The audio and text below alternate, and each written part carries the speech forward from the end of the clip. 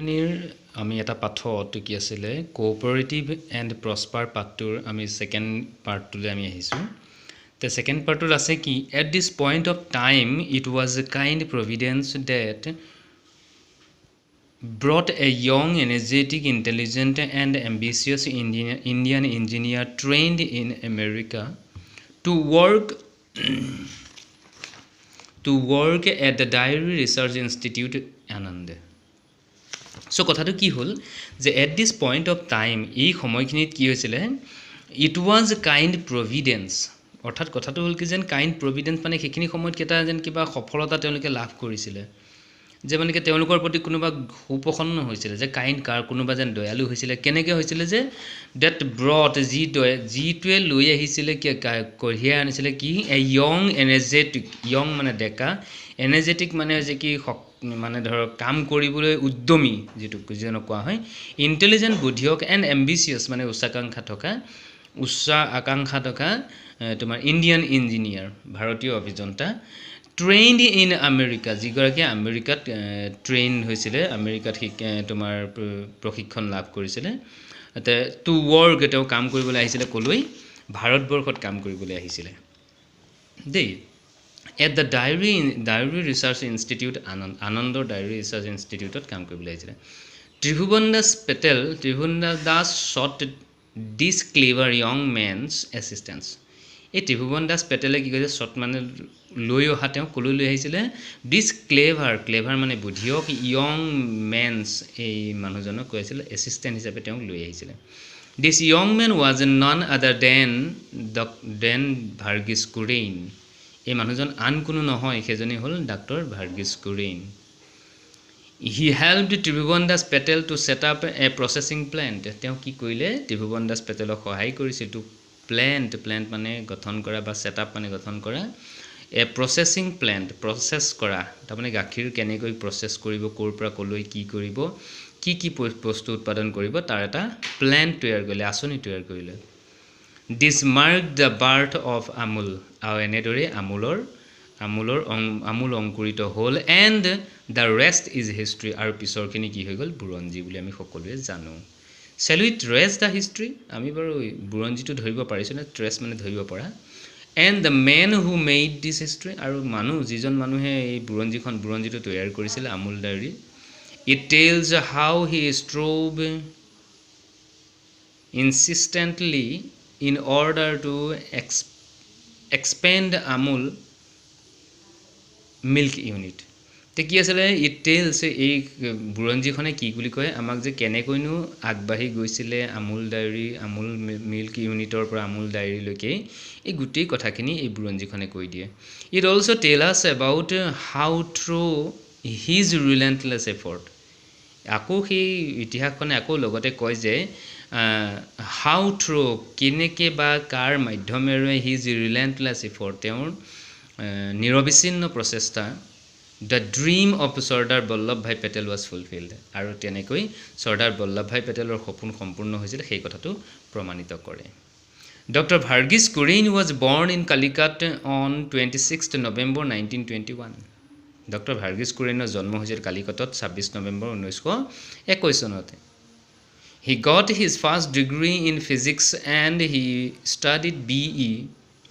তে কি আছিল BE mechanical engineer at the university of Madras তে তেওঁ কি আছিল কালিকট তেওঁ কি আছিল ফিজিক্স মানে পদাৰ্থ বিজ্ঞানত প্ৰথমটো ডিগ্ৰী লাভ কৰিছিল ডিগ্ৰী মানে আছে কি সন্মান লাভ কৰিছিল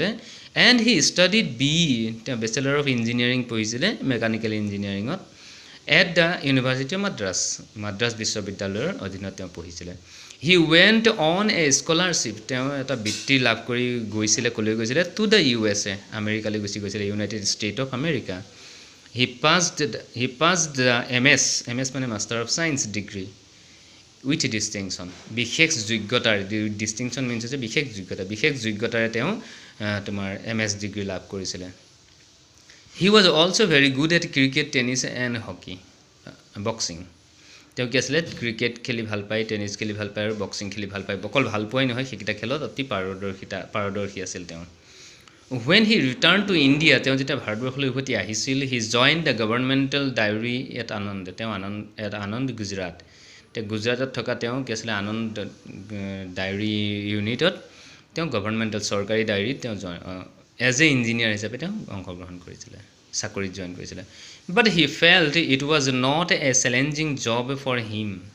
তেওঁ অনুভৱ কৰিছিলে যে it was not a challenging job challenging means হৈছে কি প্ৰত্যাহ্বান চাকৰিত প্ৰত্যাহ্বান থাকিব লাগে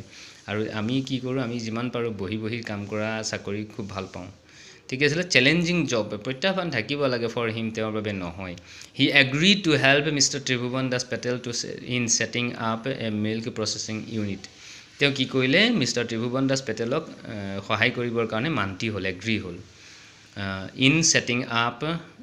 মানে স্থাপন কৰা এ মিল্ক প্ৰচেছিং ইউনিট গাখীৰৰ পৰা কিবা কিবি বস্তু বিভিন্ন বস্তু উৎপাদন কৰা এখন আঁচনি প্ৰস্তুত কৰিবৰ কাৰণে this was how the Amul dairy came in existence in Gujarat this was how তাৰমানে এনেদৰে দ্য আমুল ডায়েৰীয়ে কেইম ইন এক্সিষ্টেঞ্চ মানে যে কি তোমাৰ নিজৰ স্থিতি লোৱা ইন গুজৰাটত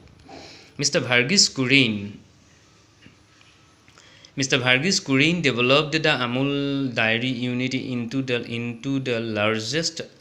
largest milk operating dairy largest cooperative dairy in India Varghese Kurian কি কৰিলে উন্নতি সাধন কৰি পেলাই ভাৰতবৰ্ষক কি আছিল আটাইতকৈ কোঅপাৰেটিভ ডায়েৰী ইনষ্টিটিউট হিচাপে তেওঁ আমুল ডায়েৰীক স্থাপন কৰিলে as a result of doctor Kurien's relentless effort result means হৈছে কি ফলাফল কুৰিনৰ কি আছিলে as a result of doctor Kurien relentless effort মানে নিৰবিচ্ছিন্ন প্ৰচেষ্টা ডক্টৰ কুৰিনৰ প্ৰচেষ্টাৰ ফলস্বৰূপে the poor milk producer were protected from being exploited এই দুখীয়া মিল্ক প্ৰডিউচাৰ গাখীৰ উৎপাদন কৰা লোকসকল কি আছিলে প্ৰটেক্টেড হৈছিলে মানে সুৰক্ষিত হৈছিলে ফ্ৰম বিং এক্সপ্লয়টেড শোষণৰ পৰা তেওঁলোক সুৰক্ষিত হৈছিলে The farmers came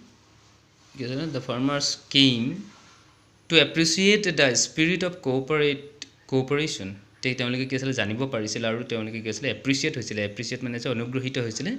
the spirit মানে শক্তি অফ কোঅপাৰেশ্যন শক্তি সহযোগিতাৰ শক্তিটো তেওঁলোকে অনুভৱ কৰিছিল and adding to acquiring marketing skill আৰু তেওঁলোকে কি আছিল তাত যেন মাৰ্কেটিং স্কিল বজাৰ কেনেকৈ কৰে বজাৰৰ যিটো কৌশল সেই কৌশলটো তেওঁলোকে বস্তু বিক্ৰী কৰা বা বজাৰ কৰা কৌশলটো তেওঁলোকে শিকিছিল he introduce various reforms in the administration of Amul dairy তেওঁ কি কৈছিলে ইন্ট্ৰডিউচ মানে আগবঢ়াইছিল ভেৰিয়াছ ৰিফৰ্ম বিভিন্ন সংশোধন আগবঢ়াইছিল কলৈ এডমিনিষ্ট্ৰেশ্যন অফ আমুল ডায়েৰী যি পৰিচালনৰ দায়িত্বত আছে তেওঁলোকলৈ সংশোধন আগবঢ়াইছিল যে এনেকৈ কৰিলে ভাল হয় তেনেকৈ কৰিলে ভাল হয় হি প্ৰপ'জড তেওঁ প্ৰস্তাৱ দিছিল to distribute half of its profit to the milk producer as dividend ঠিক কৈছিল যে হি প্ৰপ'জড তেওঁ প্ৰস্তাৱ দিছিল টু ডিষ্ট্ৰিবিউট ভগাই দিবৰ কাৰণে half of its profit Amul ডায়েৰীৰ আধা লাভ টু দ্য মিল্ক প্ৰডিউচাৰ গাখীৰ উৎপাদনকাৰী লোকসকলক দিব দিছিলে এজ ডিভাইডেণ্ড ভাগ হিচাপে তেওঁলোকক দিবলৈ দিছিলে ডক্টৰ কুৰিনৰ যিটো সংশোধন ইম্প্ৰুভড দ্য ৰুৰেল ইকনমি কনচিডাৰেবলি